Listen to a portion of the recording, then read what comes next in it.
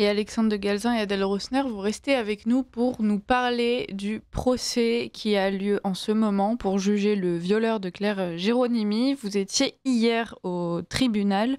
Est-ce que vous pourriez commencer par nous dire quelle est l'ambiance qui règne dans ce tribunal, Alexandre ?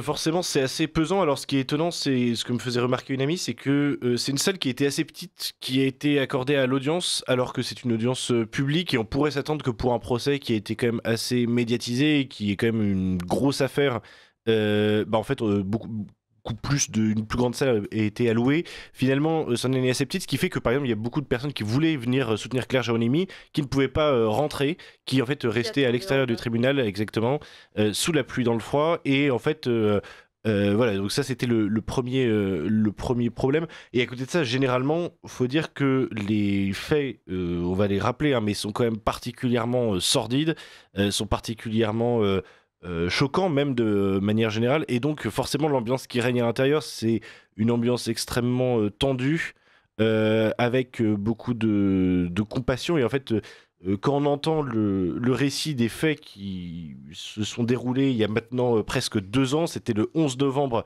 2023, eh bien, en fait, on a tous, je pense, un geste et un regard de compassion envers Claire et Mathilde, donc, qui sont les deux victimes de ce procès. Et évidemment, un regard de dégoût et de surprise, de choc presque, en regardant Jordi Goukara, qui est donc ce centrafricain sous OQTF, qui est justement le violeur présumé de ces deux jeunes femmes. Est-ce que vous pourriez rapidement rappeler les faits, justement, aux auditeurs qui n'auraient pas nécessairement suivi l'affaire? Et puis comme ça, Adèle Rosner, ensuite, vous pourrez nous parler de la défense de Jordi Goukara, qui a donc pris la parole hier après-midi. Mais voilà, commençons par les faits, Alexandre. Alors, tout se passe le 11 novembre 2023.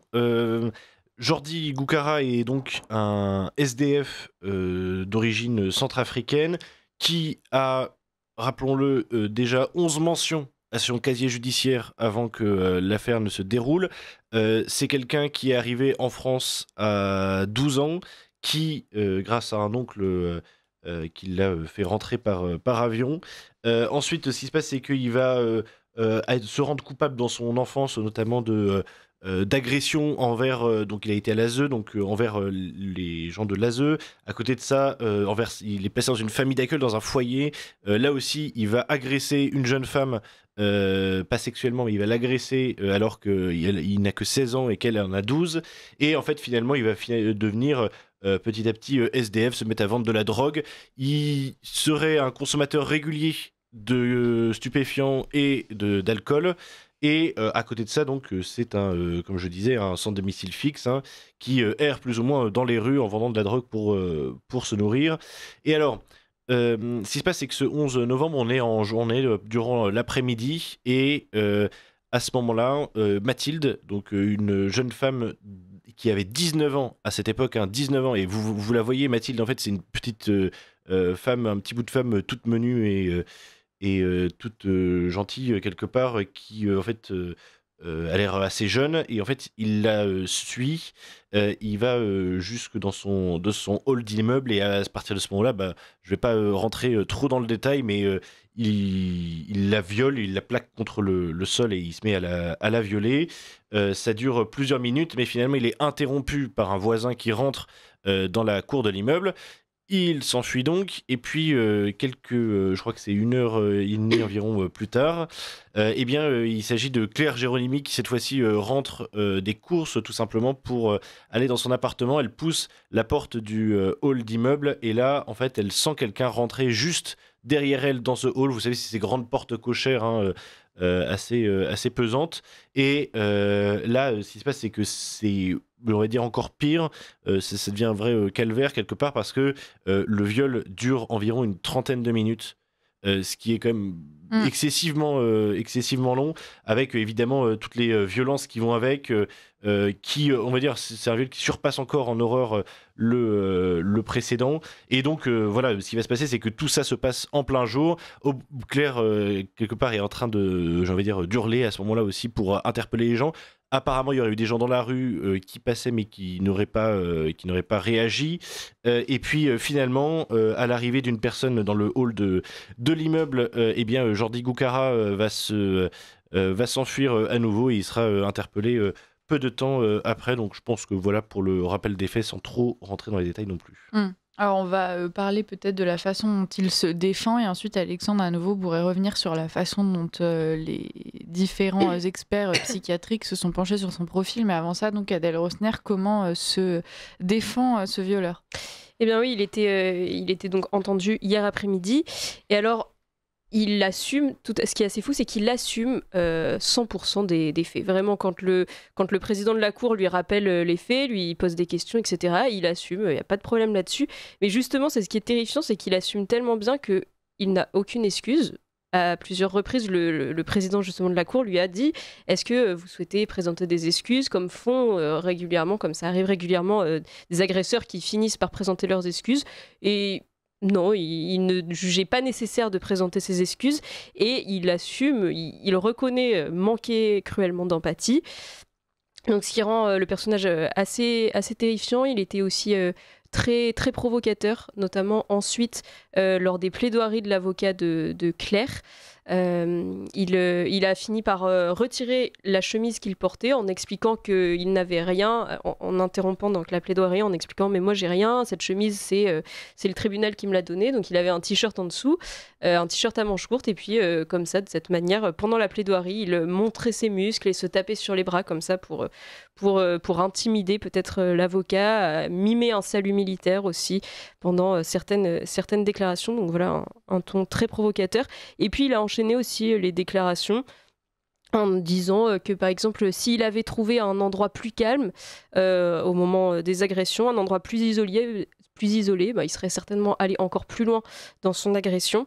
Voilà, il explique qu'il n'avait en réalité pas l'intention de faire mal, que voilà, il leur a dit je t'aime, voilà, donc c'est une certaine forme un vrai manque d'humanité qui rend le personnage vraiment absolument antipathique.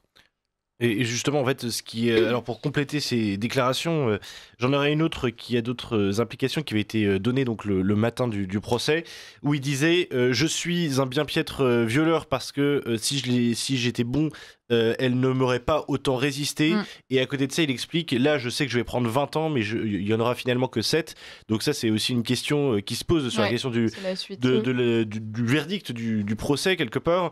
Mais ce qui est assez frappant, c'est qu'il y a un côté pardon, mais en fait, le type est à la fois un psychopathe et à la fois un animal. C'est-à-dire qu'il a vraiment le mélange des deux. C'est-à-dire que pour le côté psychopathique, ça a été, on va dire, analysé justement par le psychiatre et par les criminologues qui, en fait, disent que.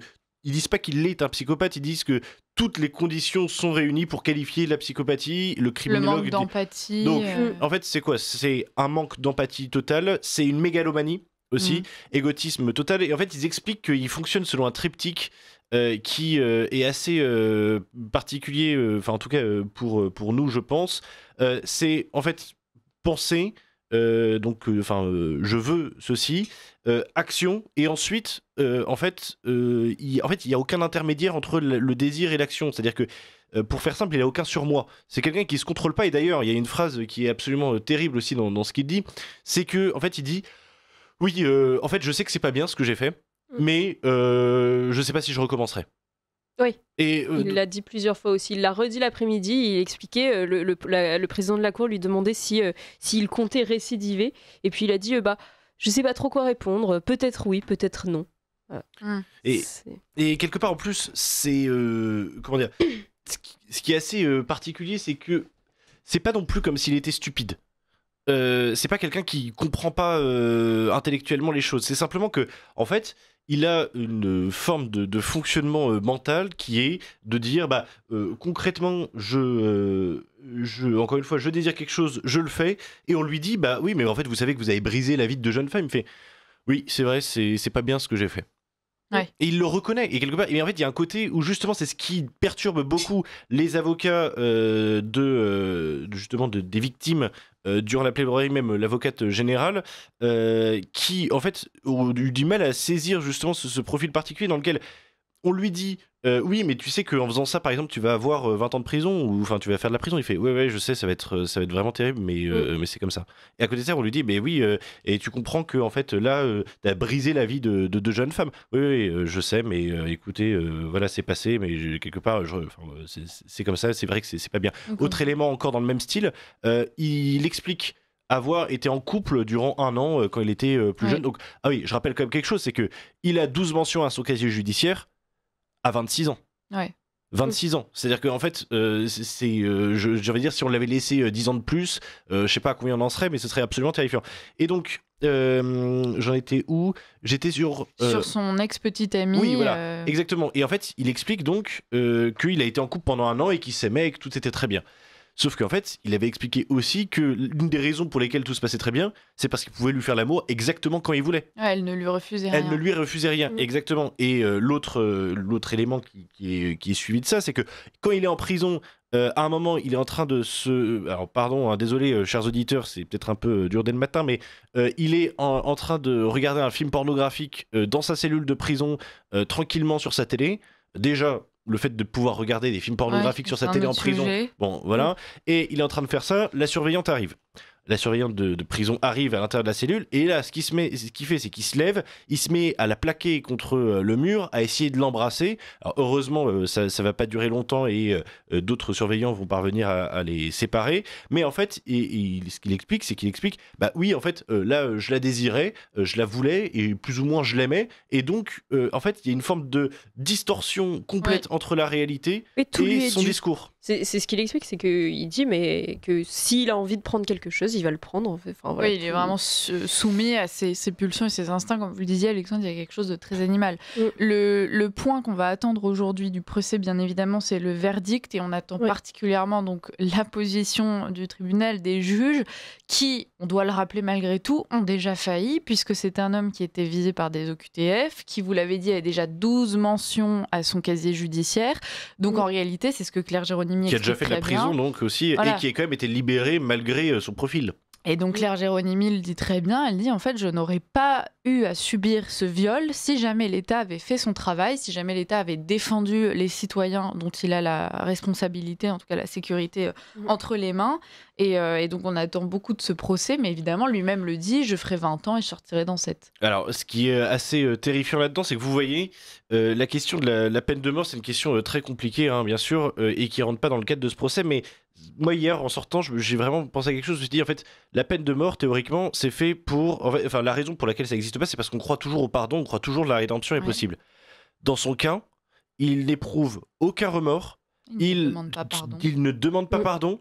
Le comportement, encore une fois, même, en fait, faut le voir, hein, c'est quand même un type assez particulier. Il était vraiment comme ça, les auditeurs qui voient, je n'ai pas autant de muscles que lui, mais il montrait vraiment ses muscles et puis à faire des oui, voilà, il avait des gestes très étranges, il avait des sortes de pulsions, et en fait, on sent que c'est quelqu'un qui est extrêmement instable et détraqué, en fait, au fond de lui, qui n'a encore une fois aucun remords, qui dit qu'il pourra recommencer, et en fait, j'ai envie de dire, si dans 15 ans, s'il est condamné à 15 ans et qu'il prend 15 ans de prison, ce qui serait déjà une très bonne nouvelle, bah, en fait, quand il ressortira, s'il n'est pas expulsé directement en République centrafricaine, pays auquel il appartient, bah, en fait, ce qui se passera tout simplement, c'est que on sait qu'il recommencera. Ouais. Et en fait, justement, là se pose une question, mais absolument terrible, c'est dans ce genre de cas, sur des profils aussi particuliers, en fait, qu'est-ce qu'on en fait ? Ouais.